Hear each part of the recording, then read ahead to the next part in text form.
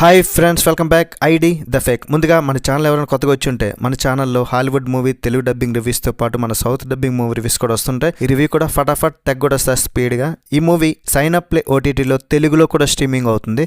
1 hour 55 minutes ఉండే ఈ మూవీని ఫ్యామిలీతో చూడొచ్చు. అంటే కొంచెం లైట్గా ఇబ్బంది పడతారు. అంటే కాన్సెప్ట్ సమాజానికి పనికొచ్చేదే, బట్ ఈ కాన్సెప్ట్లోనే కొంచెం ఆ ఫోటో మాఫింగ్ సంబంధించింది ఫ్యామిలీతో అయితే ఇబ్బంది పడతారు. సైన్ అప్ ప్లే ఓటీటీ అంటే ఎప్పుడు నేను ఒకటి చెప్తా, సైనా ప్లే తెలుగు డబ్బింగ్ సినిమాలు మన సౌత్ సినిమాలు తీసుకురావడం చాలా హ్యాపీ.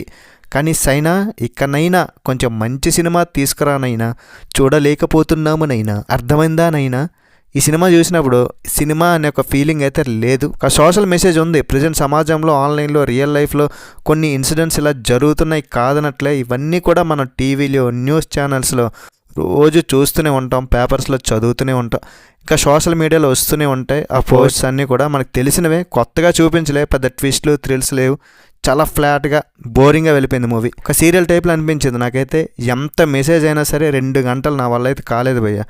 మూవీలో హీరోయిన్ యొక్క వైఫ్ యొక్క ఫోటో మార్ఫింగ్ అయిపోద్ది. సో తర్వాత హీరో ఎలాంటి ఇబ్బంది పడ్డాడు, అలా చేస్తుంది ఎవరు, ఇదే మూవీలో చూడడానికి ఉంటుంది. మూవీలో హీరో ధ్యాన్ శ్రీనివాసన్. రీసెంట్గా అయింది డిటెక్టివ్ ఉజ్వల్ అని చూసా. అది నాకు పర్లేదు, జస్ట్ యావరేజ్ అనిపించింది.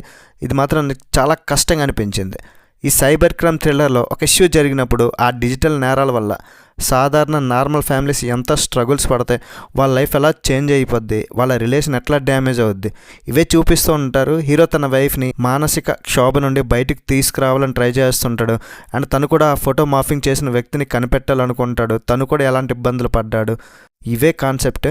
ఈ కాన్సెప్ట్కి మినిమం ఇంట్రెస్టింగ్గా ట్విస్ట్లు, ఎంగేజింగ్ స్క్రీన్ ప్లే లేక చాలా డల్గా తీశారు. సైబర్ క్రైమ్ యొక్క నేరాల గురించి 2 hours మేము ఏది చెప్తే అది చూడనంటూ ఒక పెద్ద క్లాస్ తీసుకుని, ఇది నాకు ఎట్లా అనిపించిందంటే మనకి ఇష్టం లేని సబ్జెక్ట్ని లెక్చరర్ నాన్ స్టాప్గా క్లాస్ ఎలా పీకుతాడో అట్లా అనిపించింది. పర్ఫార్మెన్సెస్ మాత్రం బాగున్నాయి, వాటిని అంచాల్సిన అవసరం లేదు.